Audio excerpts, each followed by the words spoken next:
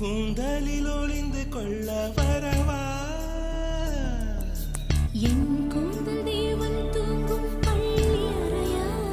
அறையா